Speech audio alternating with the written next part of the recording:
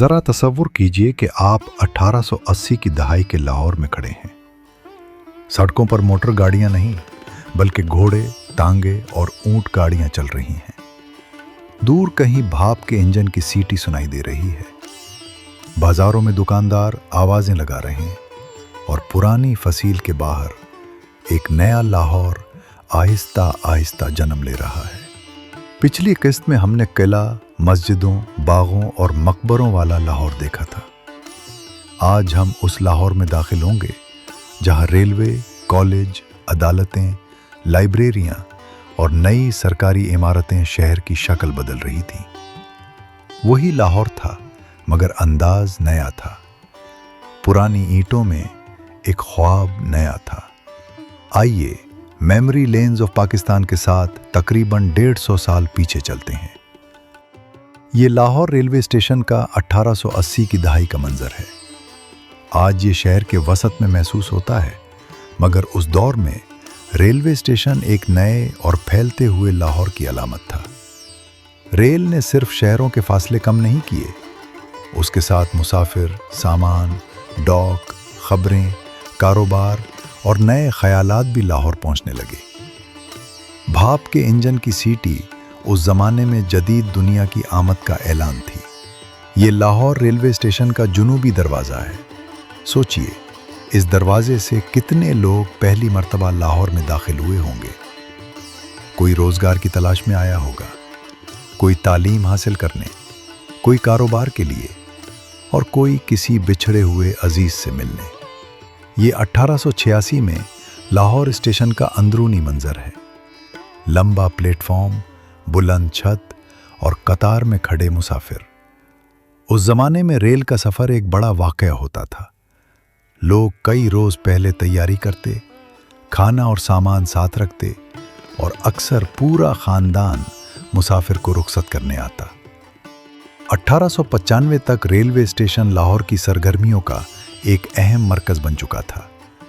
उसके गिर्द तांगे, कली, मुसाफिर खाने, दुकानें और नई आबादियां वजूद में आने लगी।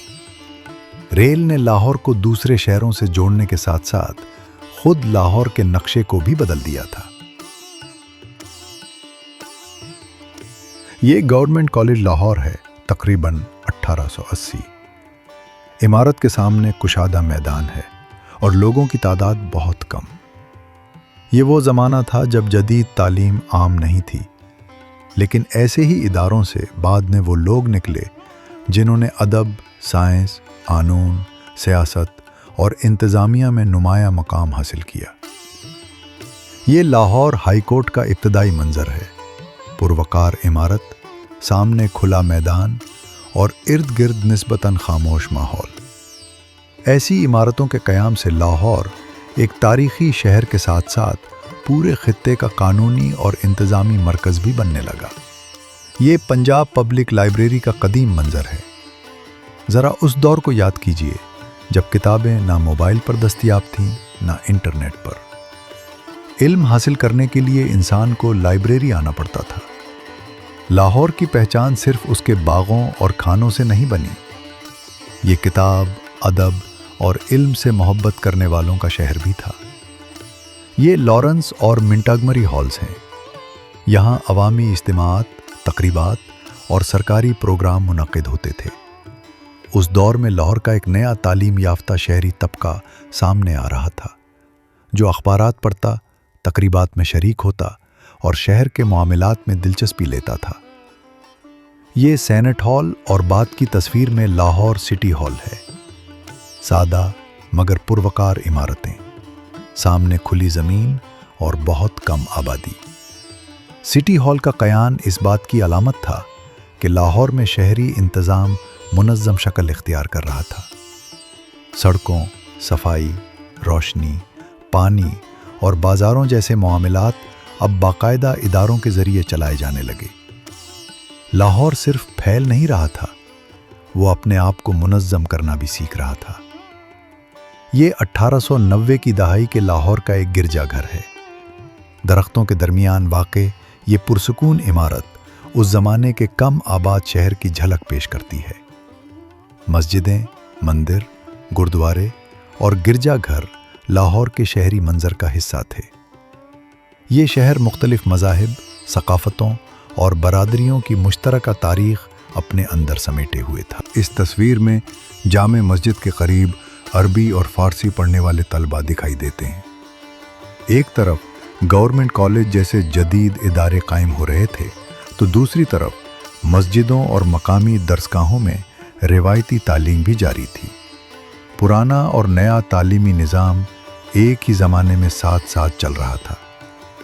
یہی اس دور کے لاہور کی ایک خاص بات تھی۔ یہ شاہ عالمی دروازے کے قریب ایک مقامی ہندو درسگاہ کا منظر ہے۔ فصیل کے دروازوں کے آس پاس صرف بازار اور گھر نہیں ہوتے تھے، یہاں اسکول، عبادت گاہیں، سرائے اور برادری کے دوسرے مراکز بھی قائم ہوتے تھے۔ پرانے لاہور کے یہ علاقے صرف رہائش کی جگہ نہیں بلکہ مکمل سماجی دنیا ہوا کرتے تھے۔ اب ذرا اس بازار کو دیکھیے، تنگ گلی، دونوں جانب دکانیں، پیدل لوگ اور روزمرہ زندگی کی بھرپور چہل پہل۔ دکاندار اپنے گاہکوں کو نام سے جانتا ہوگا، ادھار رجسٹر میں لکھا جاتا ہوگا، اور بازار صرف خریداری کی نہیں بلکہ ملاقات اور خبروں کے تبادلے کی جگہ بھی ہوتا تھا۔ یہ مقامی خدمتگاروں کی ایک گروپ تصویر ہے۔ ہم ان کے نام نہیں جانتے، لیکن ہر شخص کی اپنی زندگی، خاندان، مشکلات اور خواب ضرور رہے ہوں گے۔ تاریخ اکثر بادشاہوں، افسروں اور بڑی عمارتوں کے نام محفوظ رکھتی ہے، مگر عام لوگوں کے نام وقت کے ساتھ مٹ جاتے ہیں۔ یہ مہاراجہ دلیپ سنگھ کی 1884 کی تصویر ہے۔ ان کی زندگی پنجاب کی بدلتی ہوئی تاریخ، اقتدار، جدائی اور شناخت سے گہرا تعلق رکھتی تھی۔ تصویر میں ان کا چہرہ ایک خاموش داستان سناتا محسوس ہوتا ہے۔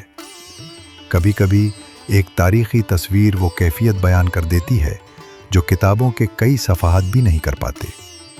یہ وہ عمارت ہے جو بعد میں ٹولنٹن مارکیٹ کے نام سے مشہور ہوئی۔ اس عمارت کا تعلق نمائشوں اور تجارتی سرگرمیوں سے تھا۔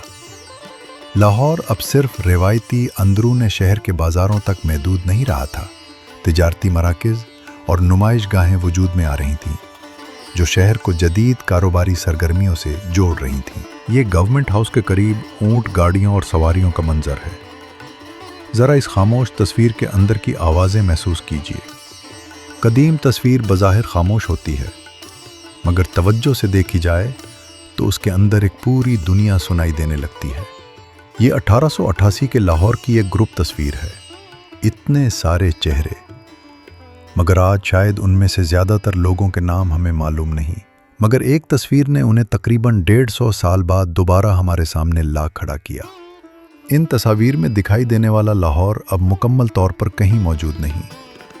کچھ عمارتیں آج بھی قائم ہیں، کچھ کے صرف نام باقی ہیں، اور کچھ مقامات ایسے ہیں جن کے پاس سے ہم روز گزرتے ہیں مگر ان کی اصل کہانی نہیں جانتے۔ ممکن ہے کسی مصروف سڑک کے نیچے وہی پرانا راستہ ہو، ممکن ہے کسی نئی عمارت کی دیوار میں 150 سال پرانی اینٹ آج بھی موجود ہو، اور شاید کسی خاموش کھڑکی نے وہ سب کچھ دیکھا ہو جسے ہم آج صرف تصویروں میں تلاش کر رہے ہیں۔ یہ تصاویر صرف عمارتوں کی تصویریں نہیں، یہ ہمارے بزرگوں کی دنیا، ہماری تہذیبی یادداشت اور ہماری پہچان کا حصہ ہیں۔ اپنے شہروں، پرانی تصاویر اور خاندانی یادوں کو محفوظ رکھیے، کیونکہ جو قوم اپنی یادیں بھول جائے وہ آہستہ آہستہ اپنی شناخت بھی کھو دیتی ہے۔ آپ کو ان تصاویر میں کون سا لاہور سب سے زیادہ خوبصورت لگا؟ کمنٹ میں ضرور بتائیے۔ ویڈیو کو شیئر کیجیے اور میموری لینز آف پاکستان کو سبسکرائب کیجیے تاکہ گزرے ہوئے پاکستان کی یہ نایاب یادیں نئی نسل تک پہنچتی رہیں۔